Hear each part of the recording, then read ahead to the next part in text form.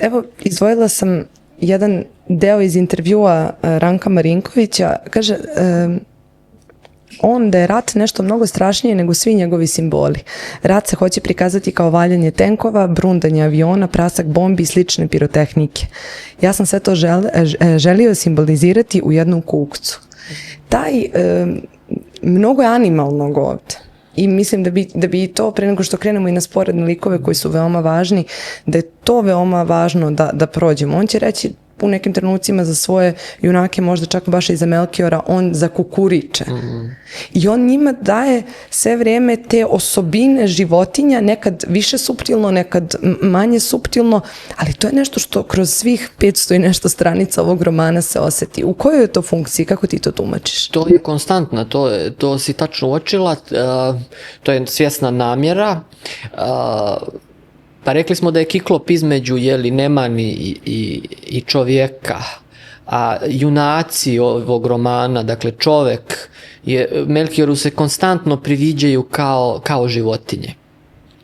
I to upravo, kako si primijetila, na različite načine. To je nekad poređenje, neki se zaista tako ponašaju. Recimo, kaže u jednom, ali on to radi tako suptilno da je to negdje uvijek, to je pravi primjer groteske. To je uvijek malo smiješno, malo je strašno.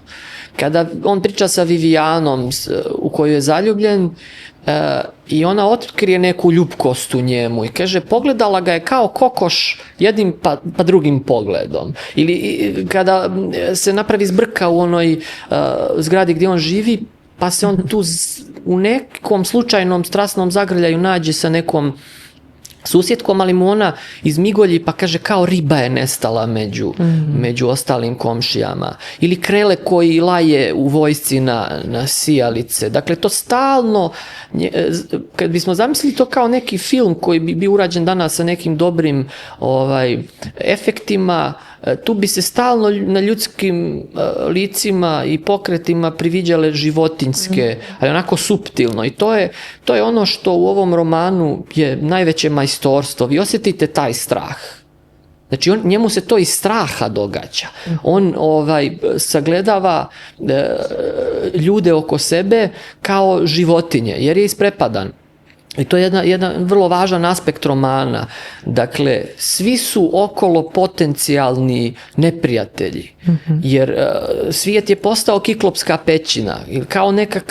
Kao nekakva arena gladijatorska, gdje će neko da te gurne, eto da bi makar sebi dao još nekoliko minuta života da ti prije njega stradaš, a možda ćeš se i nekako time spasiti. Svi su tu ljudi nepovjerljivi jedni prema drugima. Čak recimo, i to je briljantno izvedeno, mislim da je to jako teško napraviti.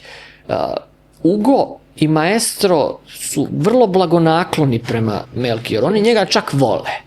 Oni su, iako oni njega često izvrću ruglu i smijavaju ga, ali to je onaj humor sa simpatijama, koji je nekad vrlo oštar i čak i brutalan, ali se osjeća i do kraja će se jasno i vidjeti ta njihova ljubav. Međutim, Melkior je jako nepovjerljiv prema njima.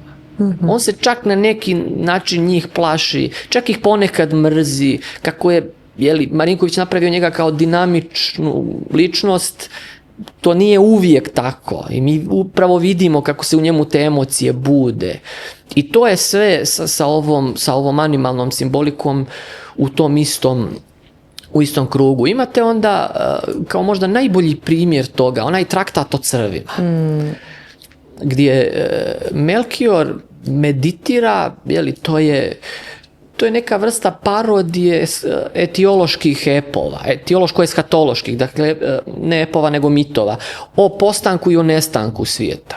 On govori kako se stalno civilizacija vrti u krug, kako stalno nastaje i nestaje. I kako uvijek postoje ti neki vakuum između dok se ne pojavi neka civilizacija, kaže onda se rode, na primjer, neki crvi. I onda zamišlja jednu civilizaciju opisujući je kao civilizaciju crva, koji su se onda u jednom trenutku podijelili jer jedni su kraći, jedni su duži. Ovi duži su počeli da žive na brdima sa boljim pogledom na blato oko sebe, za razliku od ovih dolje, pa su onda ispočetka svi vjerovali da su nastali od velikog crva, dok jedni nisu posumnjali u njegovu fizičku egzistenciju, da li ona sušta protežnost ili on stvarno postoji kao crv. On se dakle šali sa teološkim sporom oko univerzalija. Tu ima i teologije i filozofije jako mnogo i kaže dok u jednom trenutku ne kreću, da ne dignu bunu na te svoje crvolike saplemenike i dok se međusobno ne istrijebe. I onda tako ne krene u krug. Sad tu imate obrnutu situaciju od ovoga kako ljudi postaju u Melchiorovom viđenju sve češće životinje i on u tim svojim razmišljanjima silazi u Dajdam, tu kafanu gdje se oni stalno nalazi i kaže, ali tamo nije bilo ni crva uga, ni crvice Vivijane. Znači njemu se stalno misao ide od čoveka do životinje, od životinje do čoveka i nazad i to je, ja mislim, jedan briljantan i neviđen način da se predstavi taj njegov unutrašnja borba sa strahom koju on konstantno osjeća.